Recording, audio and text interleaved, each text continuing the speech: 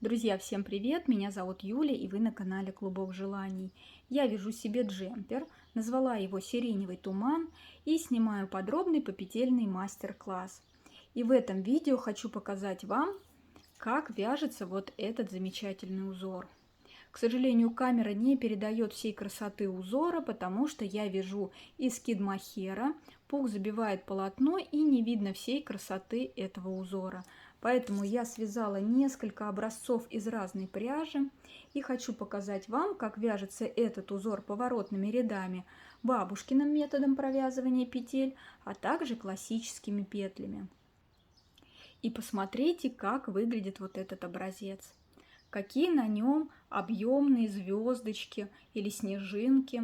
Этот образец я вязала поворотными рядами бабушкиным методом провязывания петель, и именно этим методом провязывания петель этот узор мне нравится больше всего. Посмотрите, какой он красивый. Этот образец я вязала из пуха норки китайского производства. Вязала я в одну основную нить и одну дополнительную нить на спицах 4 мм. И посмотрите, как красиво выглядит этот узор. Бабушкиным способом я вязала также вот этот образец, только из хлопка. И этот образец также связан на спицах 4 мм. Посмотрите, как объемно выглядят звезды. Хотя у меня этот образец постиран, но все равно смотрите, какая красота, такая своеобразная сеточка. А вот этот образец я уже вязала классическими петлями. И посмотрите, видите, он выглядит немножко иначе. Обратите внимание, вы видите разницу между этими двумя образцами? А разница есть. Хотя они связаны из одной пряжи на одних спицах 4 мм, но разница есть. Досмотрите видео до конца, и я вам покажу, в чем же разница в этих двух образцах. Раппорт узора состоит из 2 петель и 4 рядов в высоту, но по сути мы вяжем только 2 ряда, повторяя их в шахматном порядке. И давайте сейчас свяжем образец бабушкиным методом провязывания петель.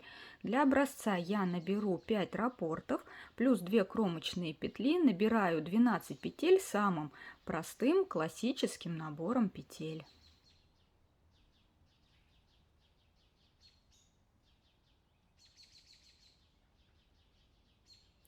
И первый ряд нам нужно провязать по изнаночной стороне, и это будет установочный ряд. Его в расчет мы брать не будем.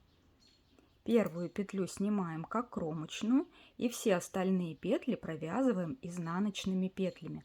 Но так как мы вяжем сейчас образец бабушкиным методом провязывания петель, то и изнаночную мы провязываем бабушкиным методом провязывания петель. Подхватываем нитку под спицей, вот так. И провязываем все петли изнаночными петлями до конца ряда.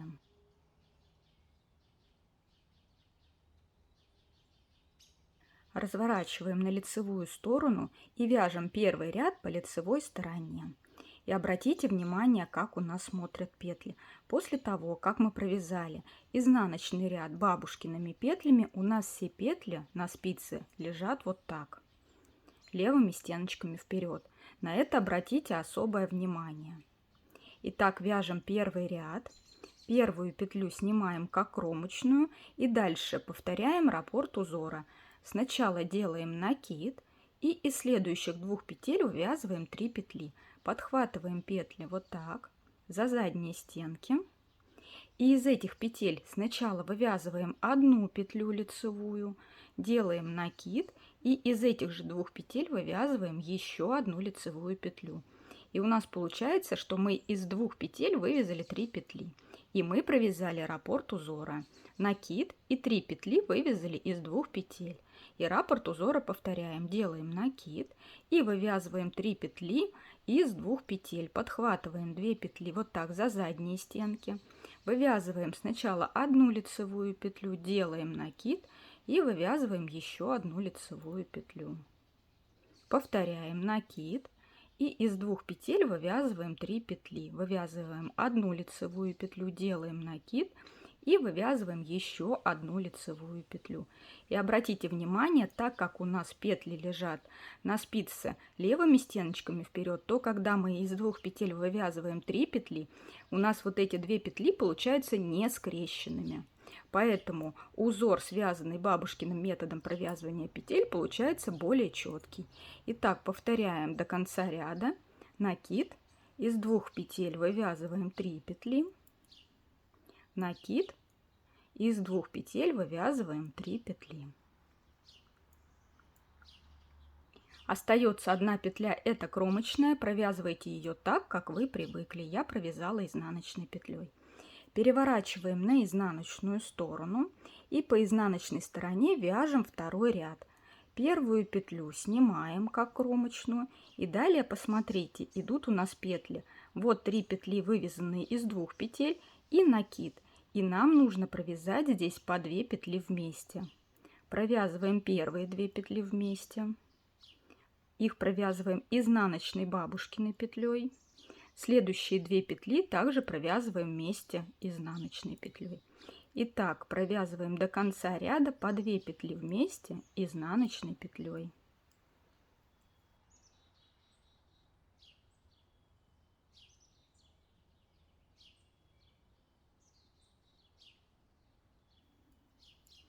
В конце ряда у нас остается одна петля, это кромочная, я ее провязываю изнаночной. Переворачиваем на лицевую сторону, и вот мы провязали с вами 2 ряда. Теперь вяжем те же 2 ряда, но только в шахматном порядке. Для этого первую петлю я снимаю как кромочную. И посмотрите, чтобы у нас узор получался в шахматном порядке, нам нужно вот из этих 2 петель вывязать 3 петли. А вот эту первую петлю провязываем лицевой петлей. Вот так. И раппорт узора теперь повторяем. Делаем накид. И из 2 петель вывязываем 3 петли за задние стенки. Делаем накид. И из 2 петель вывязываем 3 петли за задние стенки. И так вяжем до конца ряда.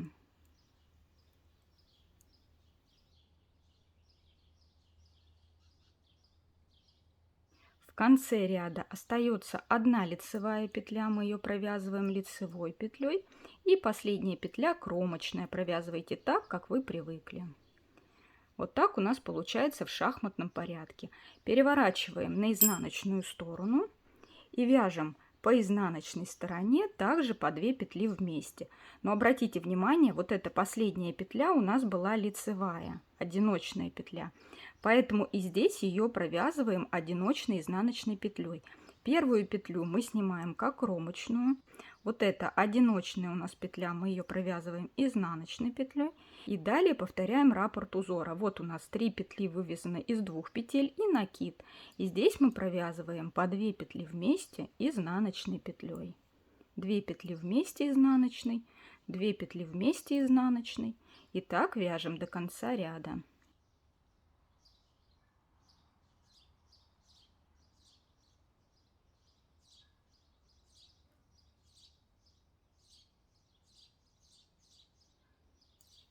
В конце ряда остается одна петля. Это та петля, которую мы вначале провязали лицевой петлей. Мы ее провязываем изнаночной петлей. И последняя петля кромочная. Вот так у нас получается узор в шахматном порядке. И далее продолжаем вязать этих 2 ряда в шахматном порядке. Давайте еще раз повторим. Первая петля кромочная. И далее вяжем раппорт узора. Накид. Из 2 петель вывязываем 3 петли за задние стенки. Накид. Из 2 петель вывязываем 3 петли за задние стенки. И так вяжем до конца ряда.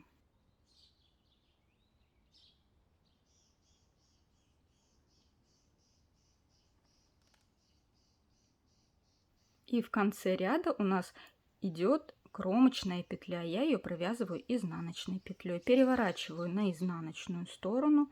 Первую петлю снимаю как кромочную. Вот у меня 3 петли вывязаны из 2 петель и накид.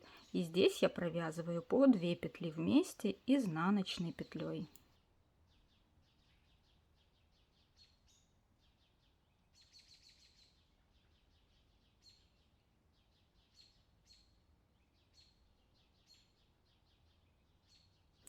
конце ряда у нас одна кромочная петля. Разворачиваем на лицевую сторону и снова вяжем эти два ряда, но только уже в шахматном порядке. Первую петлю снимаем, смотрим, как у нас выкладывается узор. Мы уже видим, да, что из этих двух петель нам нужно вывязать 3 петли. Вот эту первую петлю провязываем лицевой петлей. Вот так. И раппорт узора повторяем. Накид. Из двух петель вывязываем 3 петли за задние стенки. Накид. Из двух петель вывязываем 3 петли. И так вяжем до конца ряда.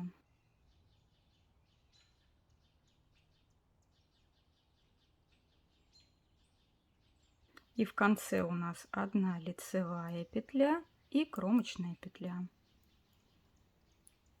Вот так. Переворачиваем на изнаночную сторону и вяжем изнаночный ряд. Первая кромочная. Вот это одиночная у нас петля, мы ее провязываем изнаночной петлей. И дальше у нас идет 3 петли, вывязаны из двух петель. Их провязываем по 2 петли вместе изнаночной петлей.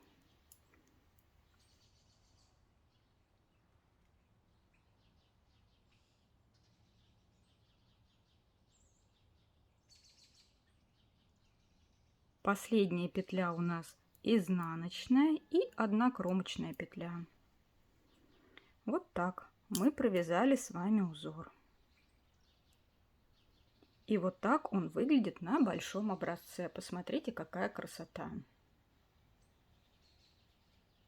Именно бабушкиными петлями узор получается наиболее красивый, но это на мой взгляд.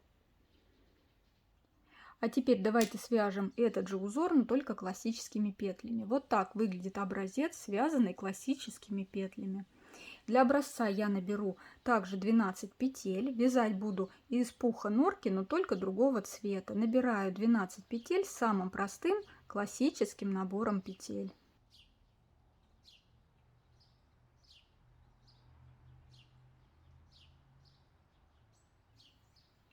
Разворачиваем на изнаночную сторону, и по изнаночной стороне нам нужно провязать подготовительный ряд. Первую петлю снимаем как кромочную и дальше все петли провязываем изнаночными петлями. Но так как мы с вами образец вяжем классическими петлями, то и изнаночную мы вяжем классическую. Вот так вяжется классическая изнаночная петля, нить подхватывается над спицей. Вот так. И вяжем все петли изнаночными классическими петлями до конца ряда.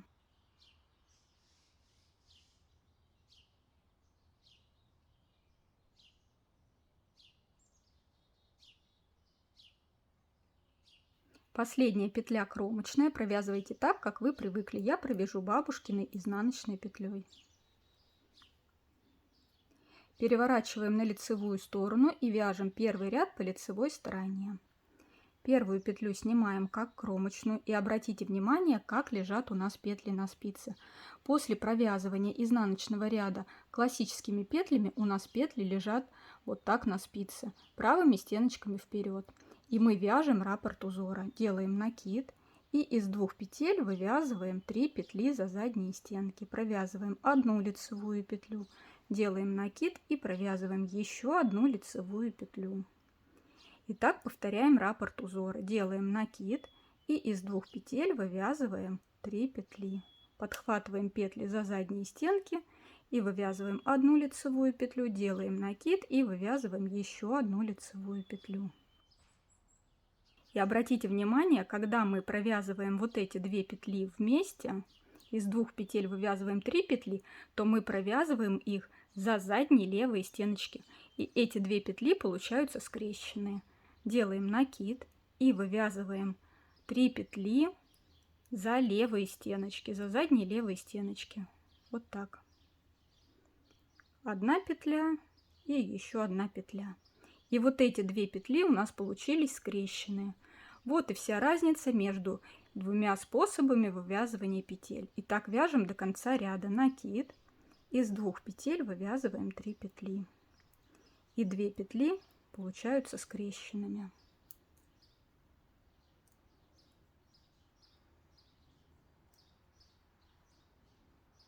Последняя петля кромочная, я провяжу ее бабушкиной изнаночной петлей.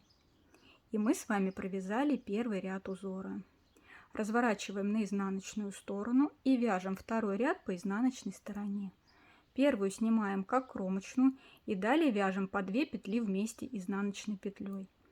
2 петли вместе провязываем изнаночной классической петлей и следующие 2 петли провязываем изнаночной классической петлей. И так вяжем по 2 петли вместе изнаночной классической петлей.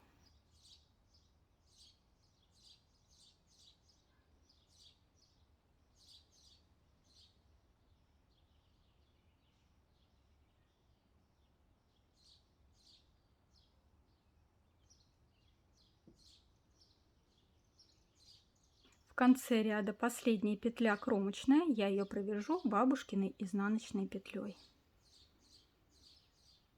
Вот так выглядит у нас узор. Мы провязали 2 ряда. И теперь повторяем 2 ряда только в шахматном порядке. Первую петлю снимаем как кромочную. И далее вот из этих 2 петель нам нужно провязать 3 петли. Поэтому первую петлю мы провязываем лицевой петлей. А далее повторяем раппорт узора. Делаем накид. И из 2 петель вывязываем 3 петли. Делаем накид и из 2 петель вывязываем 3 петли за задние стенки. И так вяжем до конца ряда.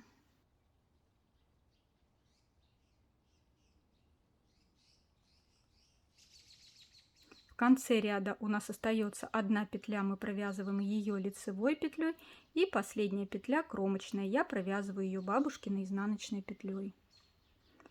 Переворачиваем на изнаночную сторону и вяжем изнаночный ряд по изнаночной стороне.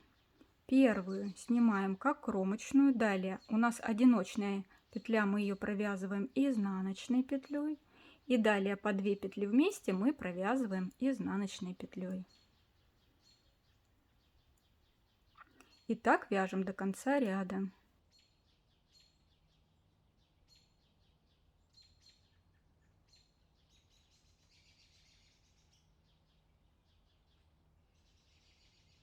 В конце ряда предпоследняя петля, мы ее провязываем изнаночной петлей, и последняя кромочная, я провяжу ее бабушкиной изнаночной петлей.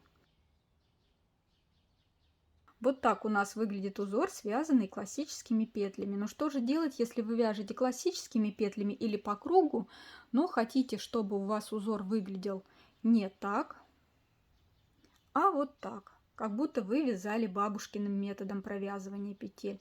Да очень просто. Нам необходимо просто перевернуть петли. Первую петлю снимаю как кромочную, делаю накид и далее из 2 петель вывязываю 3 петли. Я переворачиваю петли вот так, чтобы они у нас на спице лежали левыми стеночками вперед. И теперь провязываю из 2 петель 3 петли. Подхватываю петли за задние стенки, и задние стенки у нас правые. И вывязываю из 2 петель 3 петли. И теперь вот эти 2 петли у нас получаются не скрещенные. Делаем накид, переворачиваем петли и из 2 петель вывязываем 3 петли. И так продолжаем до конца ряда. Разворачиваем стенки петли и провязываем из 2 петель 3 петли.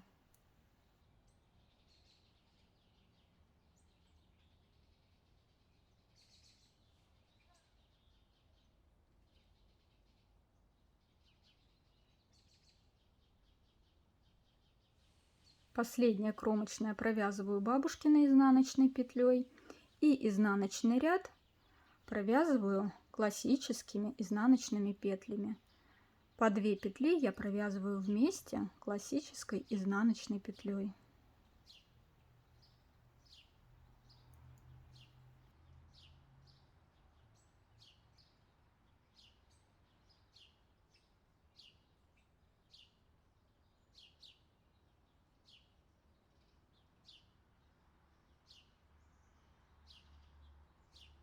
И последнюю петлю провязываю бабушкиной изнаночной петлей. Вот так. Если вы будете переворачивать петли, то у вас получится, как будто вы вязали свой образец бабушкиным методом провязывания петель. Но существует еще один способ вывязывания этого узора. Я вам сейчас покажу, можно вывязывать немножко иначе. Первую петлю снимаем как кромочную. Далее смотрю, мне нужно вот из этих двух петель вывязать 3 петли, поэтому первую петлю провязываю лицевой петлей, и далее из двух петель вывязываю 3 петли, но не за задние стенки, как в прошлый раз, а за передние стенки. Делаю накид и из двух петель вывязываю 3 петли за передние стенки. Вот так подхватываю петли за передние стенки.